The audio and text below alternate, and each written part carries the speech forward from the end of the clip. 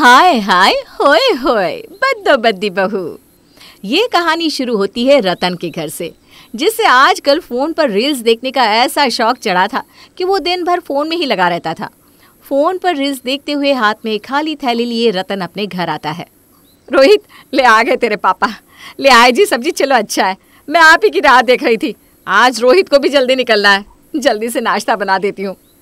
ये कहकर जैसे ही नंदिनी रतन के हाथों से थैली लेती है, वो देखती है कि थैली तो ज्यों की त्यों है। इसी चीज का डर था मुझे। अरे भाई, कभी तो फोन छोड़ दीजिए। बद्दो बद्दी। सत्यानाश हो इस फोन का। पता नहीं क्या सीख कर बैठ गए। लिस्ट में एक चीज लिख कर दी थी, कहाँ कितने पैसे देने हैं, कहाँ से कितने पैसे लेने हैं, वो अभी आपसे नहीं हुआ। पता है बेटा, कल रात को मेरा सर दर्द से फटा जा रहा था। मेरी गलती हो गई कि मैंने इनको दवा का नाम पूछ लिया, और पता है इन्होंने क्या कहा? बद्दो बद्दी। ये क्या बात हुई पापा? आप इसी तरह फोन में घुसकर बद्दा बद्दी करेंगे तो काम कैसे चलेगा? दो थैली। मम्मी, मैं सब्जी लेकर आता हूँ।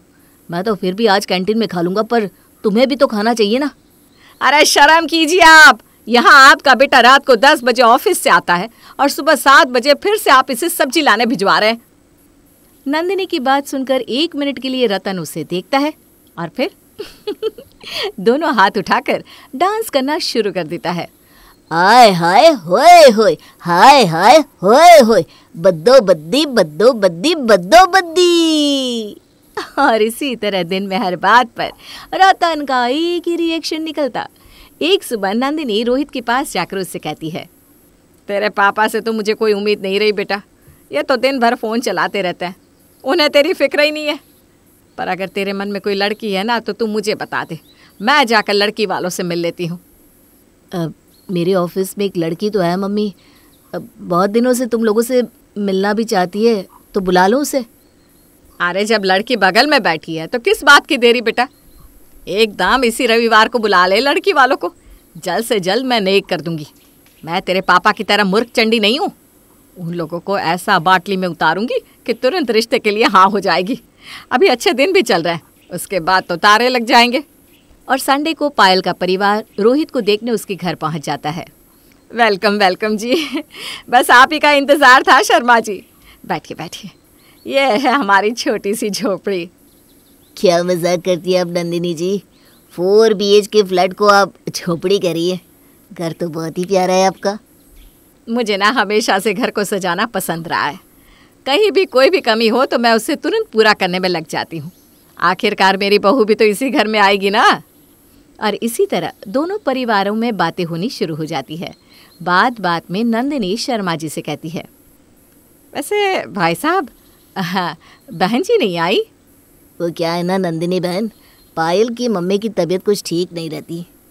और शर्मा जी की ये बोलने की देरी थी कि रतन कहता है, हाय हाय होए होए, हाय हाय होए होए। ये क्या मजाक है रोहित? मेरी माँ की तबीयत का मजाक उड़ाने के लिए तुमने मुझे यहाँ बुलाया था क्या?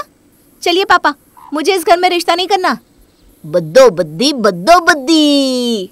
छी, जिस आदमी के ऐसे संस्कार है, उसके बेटे के संस्कार तो न जाने कैसे होंगे। ये किसी के दर्द पर आए होए कर रहा है, तो इसका बेटा न जाने कहाँ जाकर होए होए करता होगा। शर्मा जी रुकिए, तो आप गलत समझ रहे हैं। ये इनकी आदत है। शर्मा जी नंदिनी पुकारती रह जाती है, पर शर्मा जी क्या ही रुकते, और रोहित का होता होता रिश्ता टूट जाता है। पर बात यहीं पर खत्म नहीं होती। इसके बाद एक और रिश्ता। रतन के ऐसे नेचर के कारण हर बार रोहित का रिश्ता होते होते कट हो जाता। अब बहुत हुआ बेटा, तेरे पापा को कुछ दिन के लिए छुट्टी पर भेजना होगा। अब उनके पीछे से ही तेरी शादी की बात हो सकती है, वरना ये तो बद्दा बद्दी करके तेरे रिश्ते तोड़वा देंगे। और एक रोज़ नंदिनी दिमाग लगाकर अपने पति को घूमने के लिए भेज देती है और पीछे से कर देती है रोहित की शादी पूजा के साथ। जैसे ही पूजा ब्याह कर रोहित के घर आती है, वैसे ही अपनी छुट्टियां पूरी कर बद्दो बद्दी के शहंशाह रतन भी अपने घर पहुंच जाते हैं। नई बहू आ भी गई मेरे पीछे से। अपने ससुर को देखकर पूजा उनके पैर छूती है। पापा जी आशीर्वाद। बद्दो बद्दी बद्दो। है? ये क्या था? जो है यही है। पापा को रील्स की दुनिया की बीमारी हो चुकी है। जब देखो न जाने इसी गाने को गुनगुनाते रहते हैं, और वो भी गलत वक्त पर। वैसे रील्स की थोड़ी बहुत दीवानी तो मैं भी थी। डोंट वरी रोहित, अच्छा हुआ पापा के बहाने मुझे एक कंपनी मिल गई। बद्दो बद्दी बद्दो बद्दी। हाय हाय होए होए। अरे वाह बहू। आंखें लड़ी बद्दो बद्दी, मौका मिले कभी कभी। बद्दो बद्दी बद्दो बद्दी बद्दो बद्दी। नहीं। रोहित और नंदिनी तो अकेले रतन से परेशान थे कि पूजा भी अब उसके ग्रुप में आ गई थी। अब सुबह उठते ही दोनों ससुर और बहू मिलकर इस गाने पर नाचने गाने लगते। पूजा, एक रोटी तो लाना। हाय हाय होए होए। कलिता किसने देखी, मजा ले आज ता। खाना अच्छा बनाए ना पापा जी। हाय हाय होए होए। सत्यानाश हो जाए इस ससुर बहू के फोन का। दोनों के दोनों सुर के सरताज बने पड़े। दिमाग खराब हो गया है मेरा तो। अब तक तो सब कुछ अच्छा चल रहा था कि दोपहर को अचानक सभी को स्कूटी के हॉर्न की आवाज़ सुनाई देती है, जो घर के हॉल से ही आ रही थी। भागते हुए सभी हॉल में आते हैं, जहां वो देखते हैं कि पिंक कलर के कपड़ों में पिंक स्कूटर पर बैठी पूजा गाना गा रही थी। दिलों का शूटर है मेरा स्कूटर, दिलों का शूटर, आ आ मुझसे ना है कोई क्यूटर, दिलों का शूटर, आ आ। हे राम, ये क्या सुन लिया। अरे रोहित देख, कहीं मेरे कान से खून तो नहीं आ गया। ये गाना तो पापा के गाने से बेटर लग रहा है मम्मी। वैसे इसके आगे क्या है पूजा? दिलों का शूटर है मेरा स्कूटर, दिलों का शूटर, आ आ मुझसे ना है कोई क्यूटर, दिलों का शूटर, आ आ। हाय राम, इसे कोई चुप कराओ। आप सबको इस गाने की खूबसूरती नहीं समझ में आएगी, ये तो पापा ही समझ सकते हैं। चलिए ना पापा, आप मुझे इस गाने का सुर और अच्छे से समझा पाएंगे। दिलों का शूटर, आ आ। ये ऐसे कपड़े, ये सब ज्यादा नहीं हुआ बहू? नाय नाय नाय नाय। और इसके बाद तो पूजा ऐसा उतार लेती है कि वो पूजा से भेंचाई पूजा बन जाती है। शाम को पूजा की कुछ सहेलियां उसके घर आती है और सभी आपस में अपनी अपनी फोटोज लेना शुरू करती है। पर पूजा को तो कुछ अलग ही करना था। वो अपने सर पर ताज पहनकर अपने पापा को आवाज लगाती है। जरा फोन पकड़ लेना पापा। सेल्फी मैंने ले ली आज, सेल्फी मैंने ले ली आज, सर पे मेरे रहता ताज, सेल्फी मैंने ले ली आज, सेल्फी मैं लेती जाऊं। ये सेल्फी की कैसी गाड़ी है तेरी बहू की? चालू होती है तो रुकती ही नहीं है। हाय हाय होए होए, आपकी बहू हूं ना पापा जी। पूजा 24 घंटे अपने ससुर के आसपास घूमती और उन्हें हर वक्त एक नया गाना सुनाती रहती, जिससे अब रतन भी बुरी तरह परेशान हो चुका था। एक सुबह रतन नहाने जाता है, जहां वो देखता है कि बाथरूम में बाल्टी के साथ मग की जगह लोटा रखा हुआ है। अरे ये बाथरूम में लोटा किसने रख दिया? मेरा मग कहाँ है? बहू कहाँ है तू? अपने ससुर की आवाज सुनकर भागती हुई पूजा वहां आती है। कोई काला लोटा, कोई पिल्ला लोटा, बम बम बम। अपनी बहू के मुंह से ऐसा कोडवर्ड सुनकर गमछा लपेटकर रतन बाथरूम से बाहर आता है। अरे बहू ये क्या बोल रही है तू? क्या बम? कौन सा लोटा? कोई पिल्ला लोटा, कोई काला लोटा। अरे ये क्या लोटा लोटा लगा रखा है? मैं कह रहा हूँ ये लोटा किसने कहाँ रखा है? बम बम बम। सत्यानाश हो। अरे नंदिनी जी कहाँ हैं आप?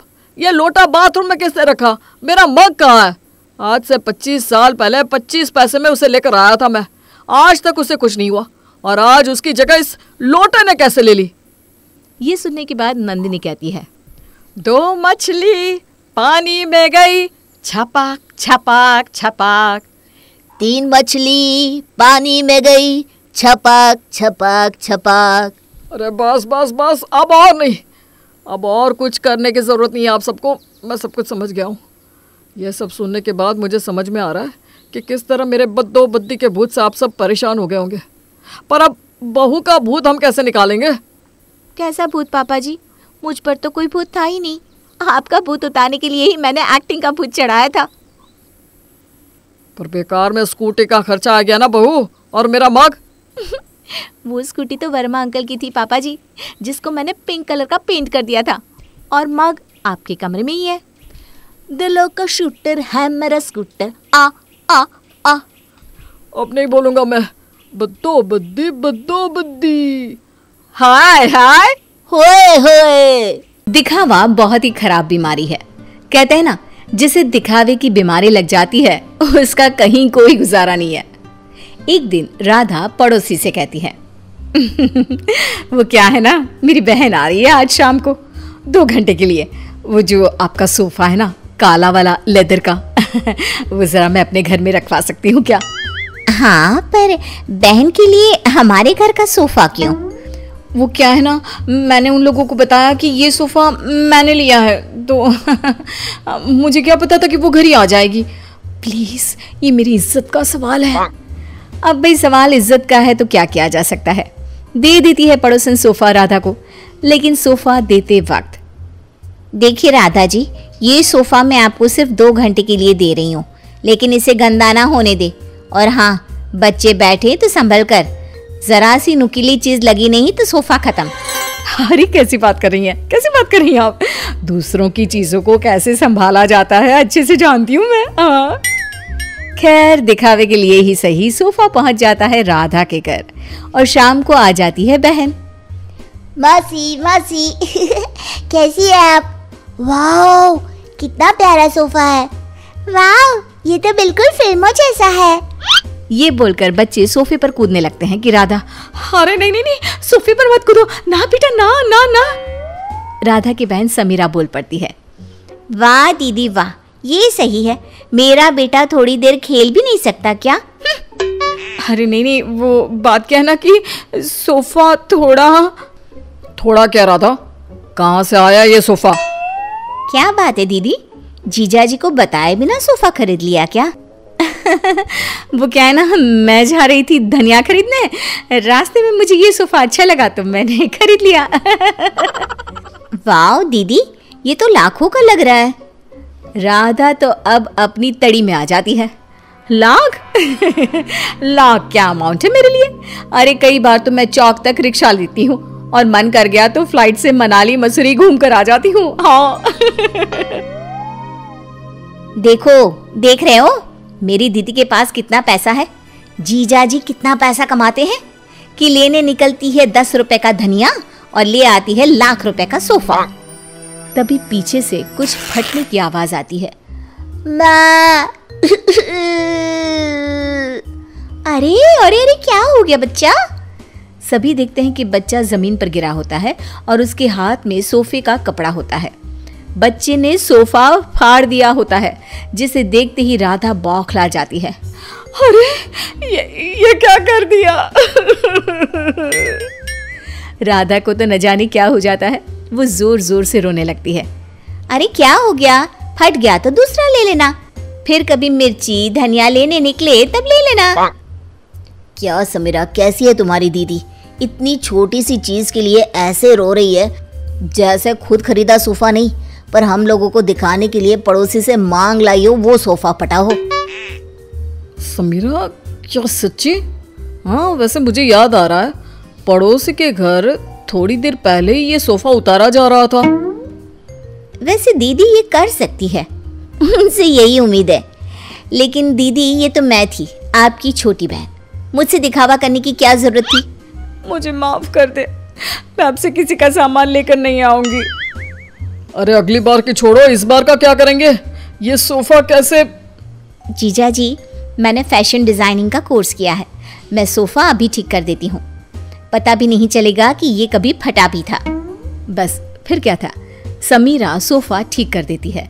सोफा पड़ोसन के घर चला जाता है, उसे कुछ पता नहीं चलता और राधा कान पकड़ती है कि वो अब से किसी का कुछ भी उधार नहीं लेगी। लेकिन फिर एक दिन राधा की सहेली, यार राधा, कितना वक्त हो गया, हम लोगों ने बात भी नहीं की, कैसी है तू? मैं तो मस्त हूँ, तू बता क्या चल रहा है, कहाँ घूम रही है?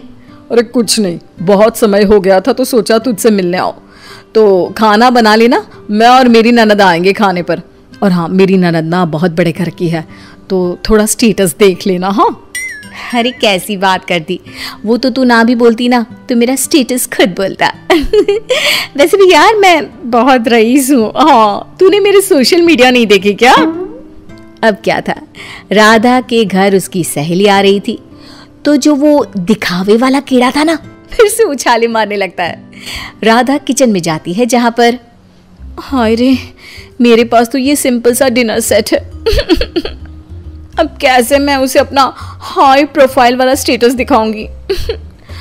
एक काम करती हूँ, वो जो नई पड़ोसन आई है उसके घर से ले आती हूँ, कम से कम इज्जत तो बनी रहेगी।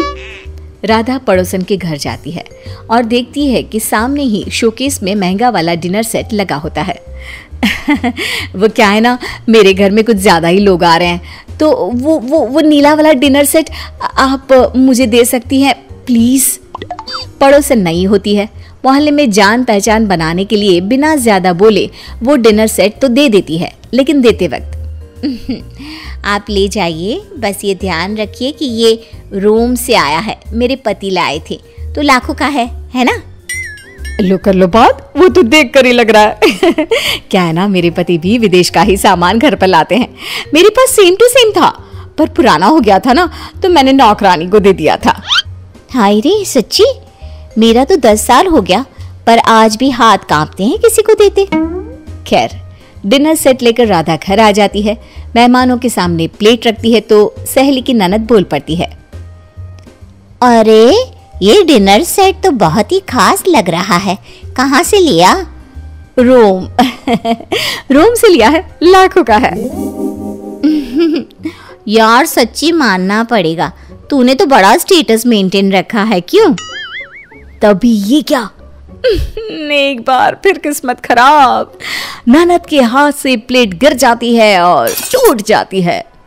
हे भगवान, ये क्या कर दिया? इट्स ओके, होता रहता है यार, डोंट रिएक्ट सो मच, उसे बुरा लग जाएगा ना। अरे लगे बुरा, मुझे क्या है, ये प्लेट तोड़कर खाना कौन खाता है?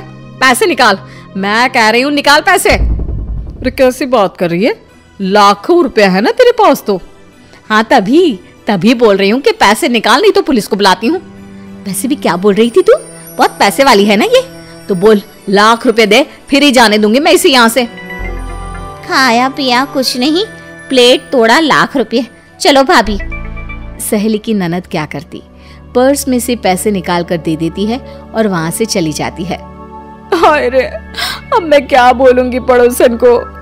तभी राधा का बेटा, माँ ये देखो, मैंने वो टूटी प्लेट कैसे फेविक्विक से जोड़ दी, लगे नहीं रहा ना कि ये कभी टूटी भी थी।